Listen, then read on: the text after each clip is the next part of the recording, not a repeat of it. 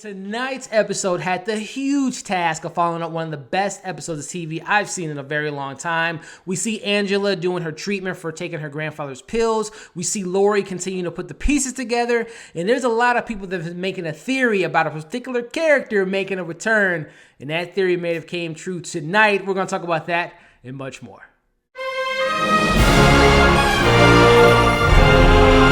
Episode 7 of Watchmen was titled An Almost Religious Awe. Under Lady Trieu's care, Angela undergoes an unconventional treatment. Laurie chases down a lead. The smartest man in the world delivers a stunning defense for his past actions. What is going on, everybody? Elliot here from Movie Files, back with my weekly recap, breakdown, review of the latest episode of Watchmen. And I am so excited to be talking about this episode with you all. We're going to jump into this spoiler discussion here in a bit, but before we dive into it, definitely consider subscribing to my channel. Hit that bell so you can stay up to date with all of my Watchmen reviews, all my other TV reviews, movie reviews, and all the fun stuff we do on this channel. And if and when you've seen this episode of Watchmen, I gotta know what you're thinking about the ending. So many questions I'm gonna answer, and I want to get, or questions I have for you all that I want to know your answers in the comments below. Let's have some fun discussions. There's a lot that we got in this episode, so I'm gonna briefly recap the episode because I really want to go into these questions. So we start off the episode with a flashback of young Angela, played by the actress who played the young girl in Shazam, who I think she's a great actress and was great in that role. But she's a young Angela. We see a little documentary playing in the background, showing kind of the origins of Dr. Manhattan. And yet again, this show gives us another recreation of something from the comics, which is we see Dr. Manhattan with underwear on, taking out, the Vietnam War and doing all that stuff there. But Dr. Manhattan is a very pivotal character in this episode. We're going to talk about that in a little bit here. But we see, everything going on in Vietnam. Everyone's carrying around a Dr. Manhattan doll, and he's very celebrated because he's saved. He's the hero in this story. So Angela tells her dad that she wants to wear a mask. Obviously, we know the stuff that happened last week. That's Will's son, and he kind of, he saw his dad and what he did with become a vigilante. So he has that trauma inside of it, which last week's episode, again, not to harp on that, but some of the greatest stuff on TV I've ever seen. But we see that the biggest thing that I took away from the episode was trauma being passed down from generation to generation. So we see how Angela's dad is kind of treating the situation with vigilantes, and he's not a big fan of it, even though he's a soldier now and kind of doing justice in a different manner and kind of representing his country. But we see a young Angela has a Sister Night movie that she wants to buy. Her parents are not about that. But the big thing that we get in the first episode, or the first scene in this episode, is we see Angela's parents die. Unfortunately, there's a suicide bomber who takes himself out. And I believe Angela was 10 when it happened. So kind of starts off the episode in the bang, and we kind of see the origins of where Angela becomes Sister Night and why she wants to become Sister Night and why she wants to become a police officer. We get all that stuff in these different flashbacks that we get with her. Transition to the next scene, we see Laurie and Angela.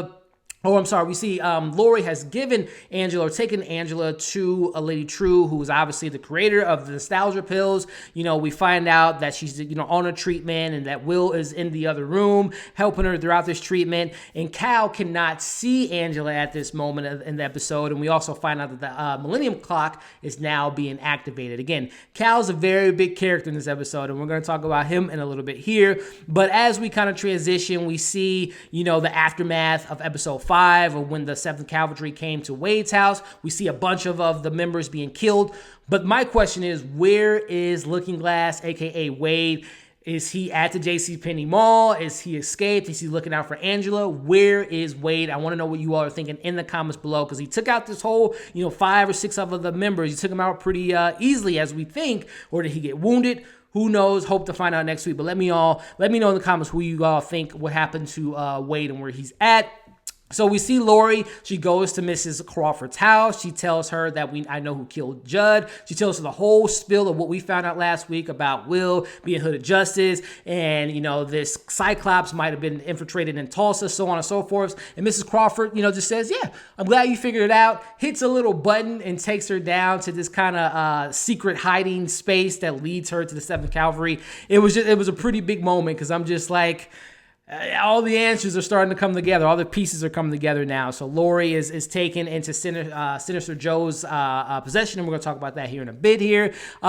Finishing up, kind of recapping it again, we get another flashback of Angela asking the police officer if she can, first off, they approach her with the person that she calls out and says, yes, he was a part of that bombing that killed my parents, and she asks, can she hear him being killed? Very interesting for a little girl, but, again, we know who she becomes later on as Sister Night. She wants justice, and she has her own ways of handling that, and she has a different personality than a lot of the people around her. So we see all that. She gets a badge from the officer, and we see kind of, again, the origins of Angela want to be a police officer, want to be a vigilante later down the road. So, and also the officer tells her to come back when she's older. So I'm going to imagine we're going to see that officer again maybe next week when we see Angela becoming more a part of the justice system. So, going back, so if I were to have a negative thing, and I've been loving all the Adrian stuff so far because it's so weird and so out there and so disconnected from everything in the current storyline.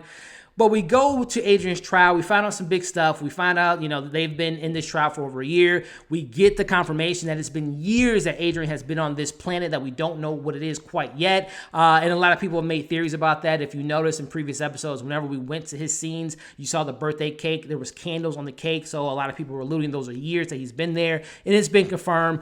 But as far as my negatives go, again, I'm just waiting for his storyline to interact with our current storyline because we get the pigs coming to the courtroom. He farts in the courtroom. I know what they're going for. Adrian doesn't care at this point, even though we see him crying at the end. I think he's just tired of being, playing this facade and doing this song and dance and being trapped and being in prison.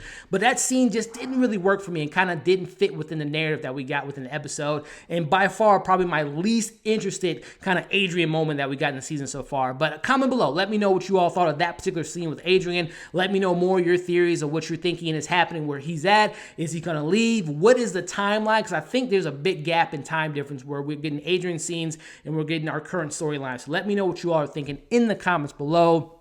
Back to the present timeline, we see Lady Trieu and Angela sitting down, having lunch.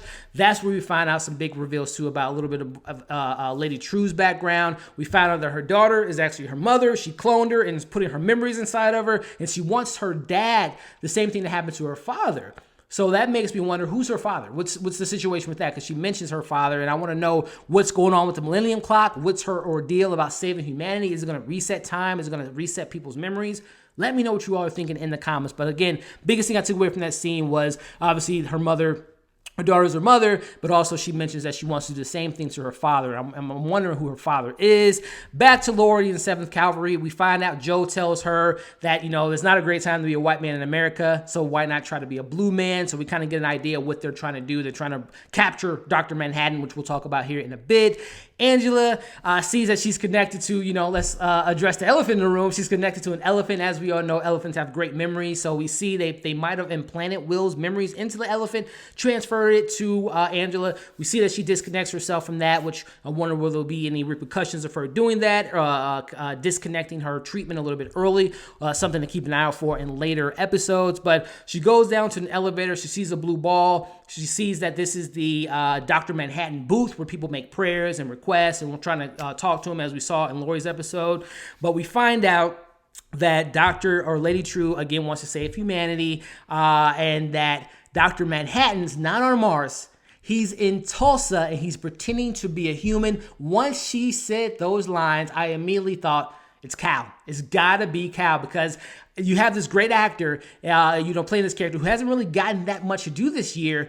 But once she said, I'm like, it's Cal. He's pretending to be a regular human being, and he's Dr. Manhattan. As we all know, as I kind of finish up this recap here, it goes back to young Angela, and we see that her grandmother, June, comes to pick her up. She dies right in front of her. Again, it's more of the origins of showing, the tragedy that she's going through throughout her life. But we go back to Angela. She goes to the house. She talks to Cal. She says, you know what? It's time to tell the truth. It's time for you to come out. She beats him over the head with the hammer. Pulls the skin off and takes out, I believe, like a memory tracker, because it's, this whole season we've been believed to thought that Cal lost his memories, but it's Dr. Manhattan is Cal. That is such a great twist. I know, again, like I said at the beginning of this video, a lot of people have been making theories that they think that who is Dr. Manhattan is being played by Cal, and that is who he is. So What a big reveal. Even though, again, I love this episode. It didn't meet the needs of episode 6, but that just touched on certain things that is just so much more connected to me personally, just from the storytelling element that I got from episode 6. But episode 7 was a great follow-up. So many questions that I wrote down in my notes here.